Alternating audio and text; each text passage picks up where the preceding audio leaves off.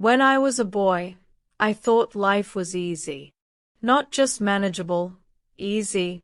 I assumed warmth came from radiators simply because winter came with jumpers and cocoa. I believed dinner appeared because mums just knew what to cook. And I thought money lived inside that little card in my dad's wallet. It seemed as if the world operated on an invisible magic, with no strings attached. We lived in a small town outside Manchester. Terraced houses, modest gardens, and corner shops that sold everything from penny sweets to last-minute birthday cards. My father, Colin, was a factory worker, and my mum, Ruth, cleaned houses during the day and stitched worn clothes at night. They never told me about bills or broken boilers or overdrafts. All I saw was that we had what we needed, and I mistook that for life being simple. When I turned 12, I asked my mum why she always looked tired. She laughed softly. "Because I'm old, love." I didn't believe her, not then. I just thought she liked napping. It never occurred to me that her knees ached from scrubbing other people's floors, or that she sometimes skipped lunch to make sure I had enough. As a teenager, I thought I was owed things. I rolled my eyes when we couldn't afford the newest trainers. I sulked when we had to wait for a film to come out on DVD because cinema tickets were too dear right now. I was blind to sacrifice. I didn't realize that every time I took a long shower, my mum worked an extra hour to pay the water bill. I thought the world owed me convenience because I never saw the cost behind comfort. I left home at 18 to study literature in London. It was my dream, and my parents worked themselves ragged to make it happen. I waved them goodbye without realizing how much they had given up. My mum packed my bags so carefully, slipping in tin soup and tea bags. My dad handed me a worn envelope with £200 in it and said, "Don't waste it." London was loud. It was expensive. My tiny flat above a chip shop smelled of vinegar and missed home. But I was free. And foolish. I spent too much. On takeaways. On drinks. On pointless gadgets. I thought I was living the dream.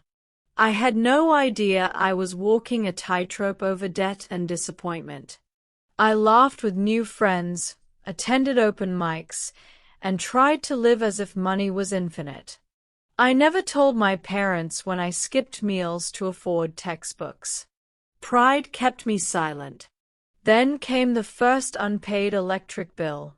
Then the notice from the landlord.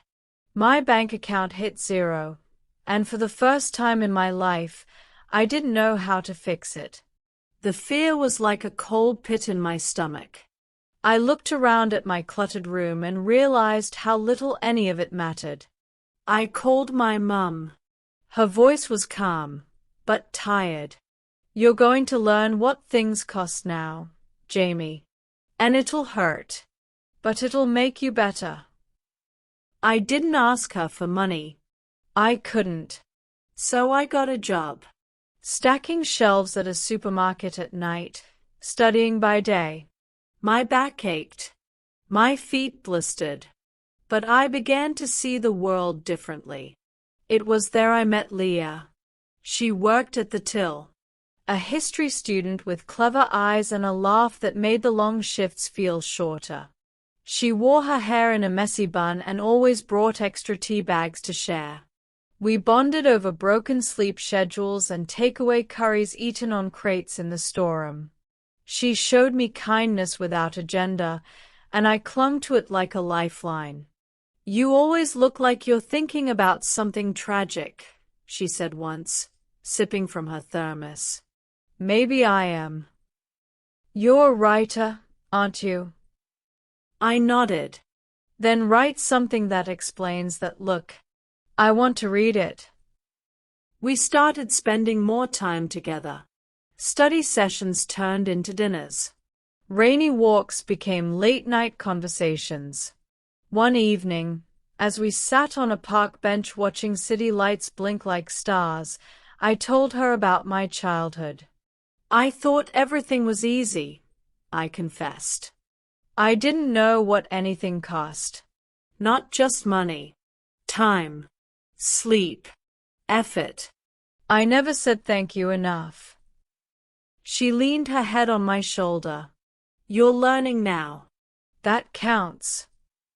Love with Leah was like warmth returning to a room after the heating clicks on. Gentle, slow, comforting. She made me feel seen, not judged. And I realized how rare that was. We both graduated with honors. I was offered a junior writing job at a small publishing house. Leah got a position at a heritage museum. We moved into a flat together, nothing fancy, but ours. We argued about furniture, danced in the kitchen, and saved every spare penny for rainy days. I called my parents more often. I visited, helped fix the garden fence, took my dad out for a pint. For the first time, I noticed the lines on his face, the roughness of his hands. I hugged my mum longer. I said thank you. She just smiled like she'd been waiting years to hear it. I understood the quiet pride in their eyes. The real punch to the chest came one winter, 5 years after uni. My dad had a stroke. It was sudden, cruel. He survived, but he wasn't the same. His speech slowed. His left side weakened. My mum became his full-time carer. I felt helpless and guilty for every time I took them for granted. We drove up every weekend, brought groceries, helped clean. Leah would read to him while I repaired things around the house. One evening, as we sat beside him by the fire, he reached out and gripped my hand with surprising strength. You see it now, son? I swallowed the lump in my throat. I do. He nodded once. That was all he needed. The following spring, Leah and I married in the park where we had our first real talk. Simple, small, surrounded by friends and family. My mum cried. My dad smiled like he used to. We danced to an old love song and cut cake under a sky full of stars. We built a life not on ease, but on understanding.